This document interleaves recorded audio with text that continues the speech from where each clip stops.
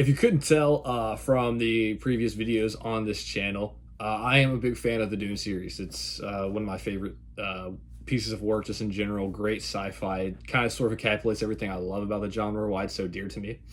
But specifically in Children of Dune, as I was reading, there's I got the feeling that there's one sort of mechanism or narrative tool in these stories that plays such a giant role on the outcomes and the characters' motivations, and that is prescience. So if you're unsure of what prescience is, it's basically like foresight or future sight.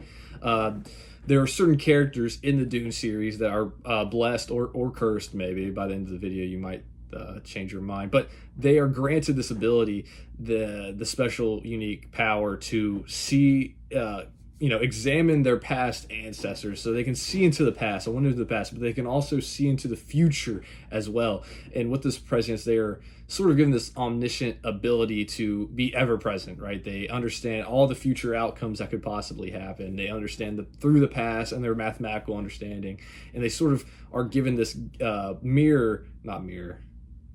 window into what the future is going to be, what is going to happen in the future, being able to see the future. And if you're someone who's maybe involved in the superhero media arena, it's kind of understood that, future sight, being able to see the future is kind of a busted power, right? I mean, when you're talking with the homies and you're like, what superpower do I want?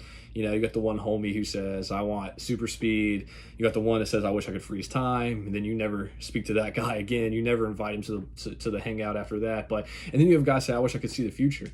And, it does seem overpowered, but often in media you see that, these individuals that can see into the future are often kind of depressed, right?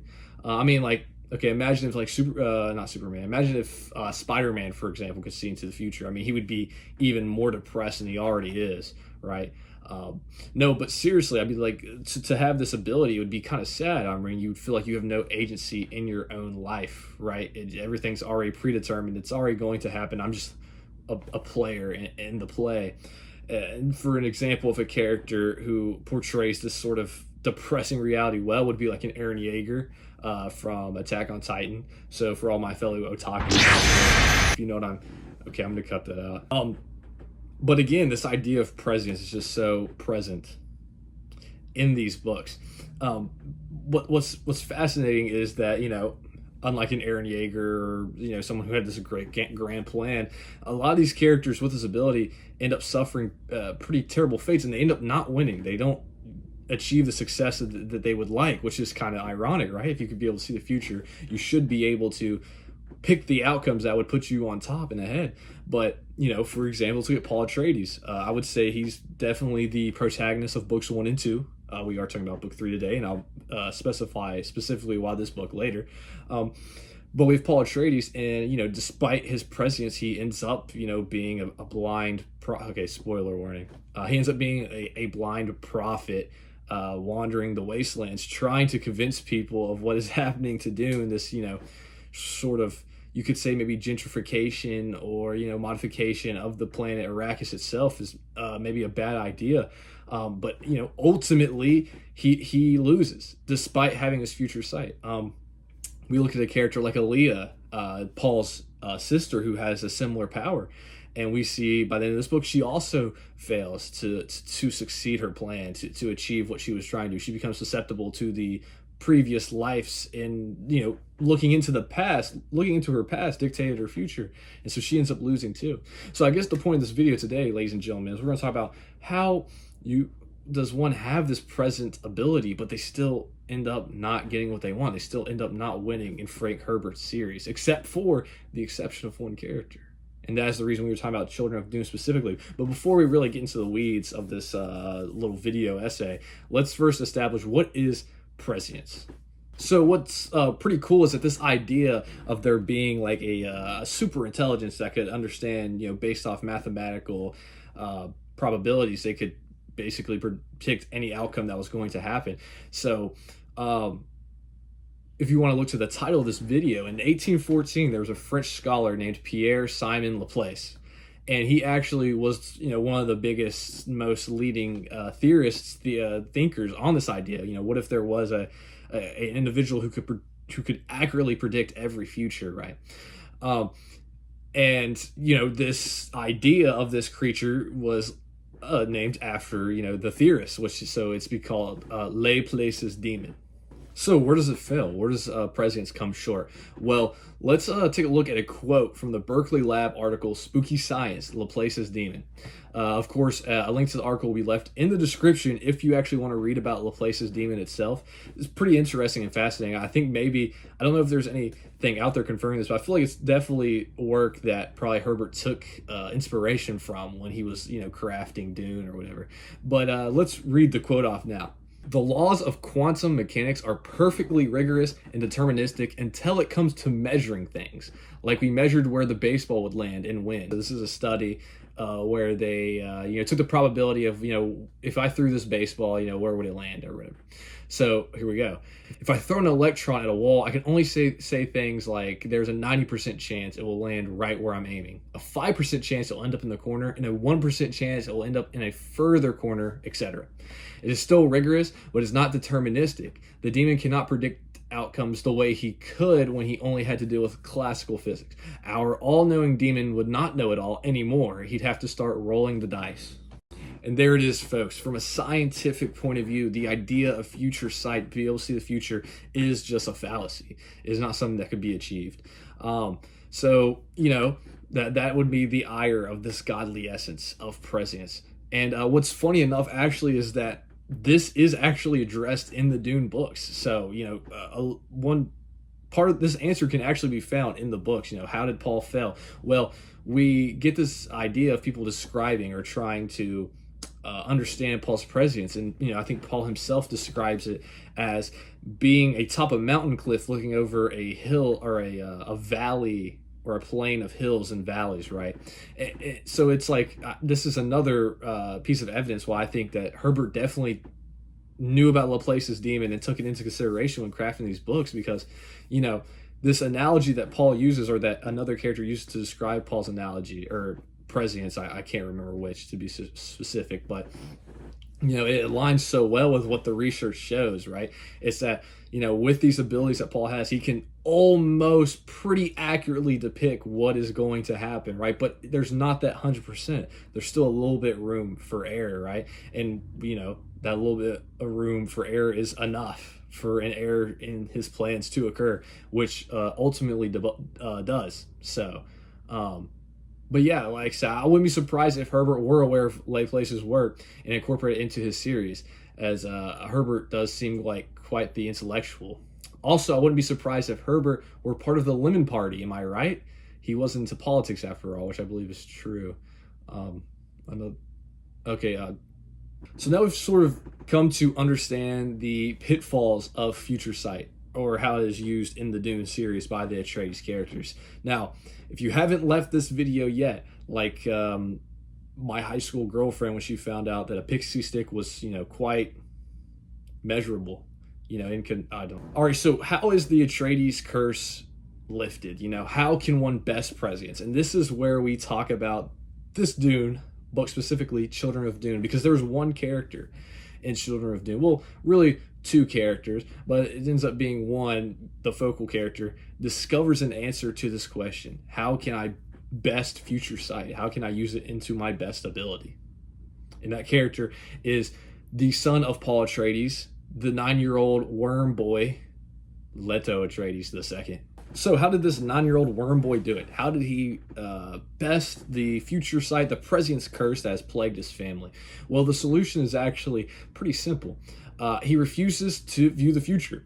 So he has the ability to look into the past, use mathematical equations, probability, things like that, and also use a little bit of his spice essence. But he refuses to use his power to look into the future. He is grounded in the present, right? So Leto II, looks back to the past, often in Children of Dune, but not once does he look forward with his presence, which was the fault of, our Lord and Savior Muad'Dib. I think of it as the idea that absolute freedom can be just as restricting as a little bit of freedom, right? To be open to so many options, so many of these paths that he could take, to be able to, being able to see in the future, he has all these paths open to him. Which action should I take to get this action, right? And to be open to so many options, like his father, Paul Atreides was, one can be paralyzed by the sheer number of options or directions to take. So, you have all these options, and it's so overwhelming that you don't want to make any sort of play or any sort of movement at all. Sort of like in a Hamlet. In a Hamlet sort of scenario, you're paralyzed by all the options or the ability to actually make an action because there's so many that can be taken, right? Leto did not face this issue, for there were no parameters to work within because they didn't exist at all. He didn't look into the future to be sort of stuck into it and stuck into the many options that could occur. So Leto uses this to achieve his golden path, which is referenced often in the book. Paul feared it. He had some visions of the golden path but refused to take it. But Leto is willing to bite the bullet. He's trying to take the golden path, to restrict all of humanity to see into the future, and to guide them into another golden age through his 1,000-year rule as a worm. So basically, one of Leto's goals is, no one's going to be able to see into the future anymore. It's only going to be me. It's going to be presidents as a power restricted to me and no one else. And he plans to rule as, universal emperor for 1,000 years, lead the humankind to another golden age. He might seem like a dictator or super crazy overlord. And yeah, he kind of is. But to Leto II's defense, it is mentioned often in the book, the characters, they ask, have you looked into the future? And it's yeah, humankind is, these characters with presidents often reference how humanity's up for, a spiral where they're going to descend. And so the golden path is sort of needed to be taken to, lift humanity into a golden age and avoid that sort of mass extinction or some sort of mass calamity that's going to happen to humanity. So you may be wondering, in this book, if you've read the book, if not, Leto II is actually a twin. He has a sister, Ghanima, and she has the same president's abilities as Leto, of course, because they're twins. But so why didn't twin sister Ghanima take the path of the worm transformation and try to lead the golden path instead of Leto? Well, so in the book, she actually asked Leto if he would still love her if she were a worm, and the question infuriated Leto so much that he decided, I'm just going to be the worm myself, man, because this is just too much with the hypotheticals. And believe it or not, this is actually canon. Don't let the Google AI lie to you. AI is wrong all the time, guys. This is actually, Herbert confirmed that this conversation was something that happened off screen in an interview. So, dear viewer, what's the lesson of this video? What's the point? We learned that, presidents inflicted and caused the Shakespearean tragical downfall of some of the Atreides, but for one or two specific special Atreides, it ended up lifting them to new heights. So what is the lesson? I think to sort of apply what we've learned from literature to the real world, text-to-world connections, I'd say that, the lessons of this video is don't look forward so much. Also, don't look backwards so much. A classic lesson of how people should carry themselves and live their lives, because we see with Aaliyah, she spends so much time looking in the past that it consumes her. Literally, she gets possessed by one of her past heritage members. I won't say who to try to leave it spoiler free, but she's a very interesting character. I can make a whole video on the character of Aaliyah Atreides, but she looks into the past too much. That's her downfall. Paul looked into the future too much. That's his downfall. So when you're living your life today, when you're going out on a walk to the park or whatever, try to live in the moment. Don't look into the future so much. You can ponder on what you would like to do, but don't live in the future. Don't live in the past either, because then you'll be, you'll let it define you. At the end of the day, we're not worms. We're humans. So we're relegated to about, 60 to 90 years of life if we're lucky, unlike Leto II's 1,000 years of life. Make the most of what you got. Live in the moment. Don't look in the past too much or it'll define you. Don't look in the future too much or it will consume you and paralyze you. That's a quote. You can put that on your next Instagram post. But that will be it for the video today, guys. Try to keep it a little bit shorter. Just a cool idea. I thought it was interesting how this sort of idea of prescience was something that was actually talked about before Herbert even started writing the books, and how he incorporated it into the books was super cool. Yeah, again, so yeah, just a cool concept, and the real world science behind it was, you know, a little and with a little life lesson that I put there at the end. So a decent video, I would say. Something I want to talk about after reading the book generally. But I thank you all again for watching. Let's try to get 50 views and 3 likes on this one. And yeah, subscribe if you feel compelled to. If you think this is like an amazing video essay, like it. And that's it for me. See y'all in the next video.